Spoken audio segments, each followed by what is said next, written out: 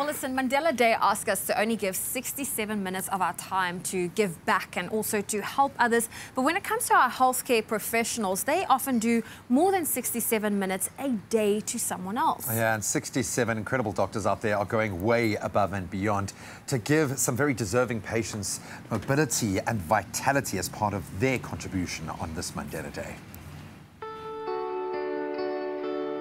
Johan van Skalkwyk is self-employed in the construction industry and used to be fit and active. His life changed dramatically with a knee ailment he's battled with for 2 decades. Way back to 1995, the day that we won the World Cup rugby. And I used to do a lot of jogging those days. I went for a nice long jog, got back in the shower and noticed my knee was swelling up quite badly. And from there on, just progressively got worse and worse as the years went by. And some days I had to resort to crutches, mulberries in the corner there. But it's affected my life in many different ways. I do construction work. And for me to get involved in big construction sites, I need to get past my industrial medical certificate. And I can't get that because they make you climb steps and all sorts of stuff to make sure that you're fit and able to climb scaffolding and staircases and ladders. And I can't do that at this stage. And of course, sports. I used to play a lot of tennis and squash, but that's put an end to that, so I started playing lawn bowls. I had to give that up as well now because it just becomes a mission walking up and down. Every step you take is a mission. The surgery will be a huge benefit to me. I would be able to generate a lot more cash work-wise. And at the moment, Mike's helping me out to climb ladders and scaffolding and stuff. He's doing all the donkey work for me. Other than that, I would have been stumped. Johan is one of 67 patients receiving free surgery at Groote Hospital. The Department of Health, in partnership with sponsors, is changing lives through cataract surgeries and arthroplasty procedures with this Mandela Day initiative. The Mandela Day 67 Surgeries is a Western Cape Department of Health initiative that aims to address the backlog of patients awaiting cataract and hip and knee replacement surgeries. We have a waiting list of about 1,600 patients who all would benefit from hip and knee replacement surgery. And in our clinic, we use a scoring system which is based on need.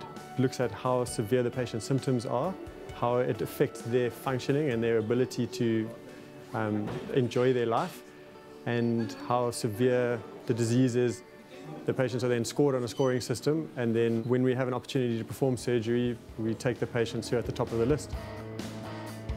Inability to walk across the room, to walk from your chair to the toilet, to walk outside, to engage with your friends, to engage with your family. Mobility is massively important. Hip replacement surgery was voted the operation of the century because it's an operation that allows a massive restoration and function for relatively little cost in terms of time in the hospital and recovery time. I mean, there's a saying that movement is life, so it gives movement, pain-free movement back to patients who otherwise wouldn't have had it.